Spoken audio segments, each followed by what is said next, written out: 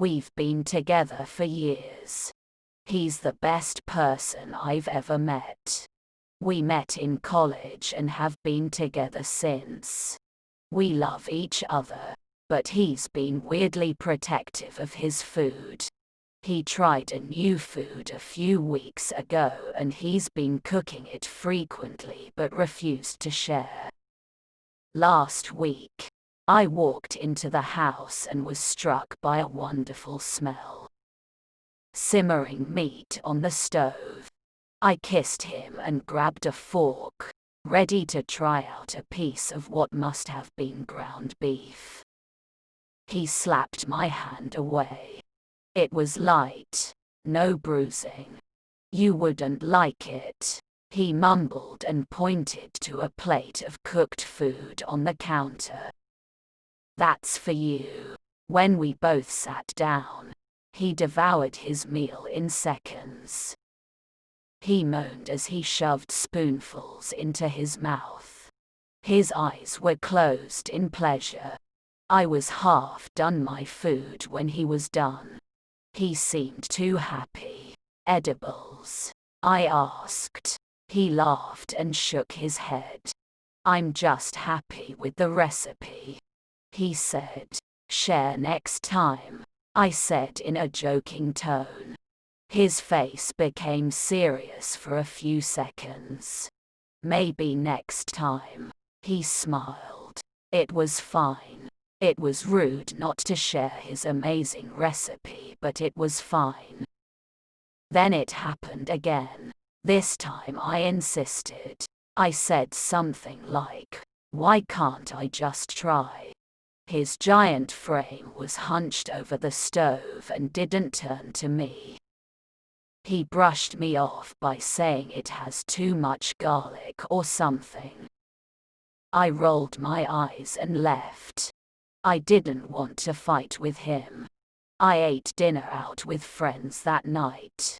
I loved him and usually, we talked about everything. When I tried to bring it up at our weekly meeting, he shrugged it off. He just knew I wouldn't like it. Thoughts of the food kept coming up.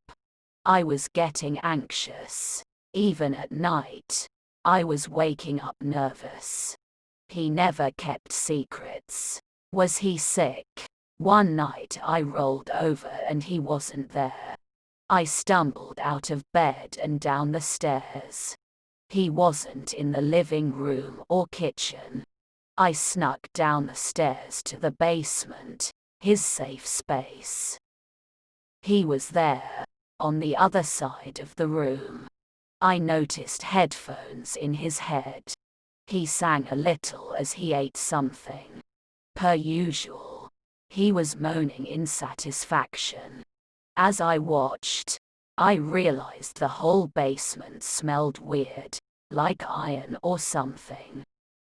I continued watching him eat. Was he binge eating now? He stopped for a minute and ripped something apart. He popped it in his mouth, chewing and slurping it loudly. Then he spat it out. It was a bone. I leaned in to get a better view. I watched as he kept eating and another bone was spat out. They were small but familiar. When he spat out a ring and another bone, I felt my stomach drop. It was a diamond ring.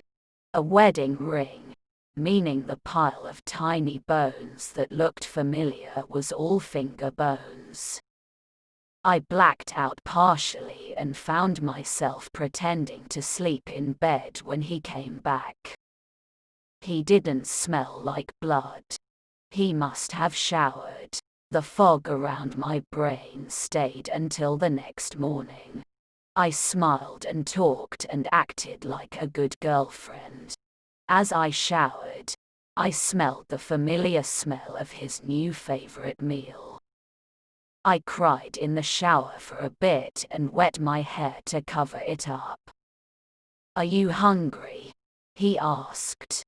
He was sliding meat into a Tupperware container for me. "Not really. I answered. He frowned. Want to at least try the meat? I know you wanted to try it. He wiggled his eyebrows. What is it? I asked. It's rare ground meat. I found it in a foreign store. He stuck a fork out for me to try it. I shook my head. Just brushed.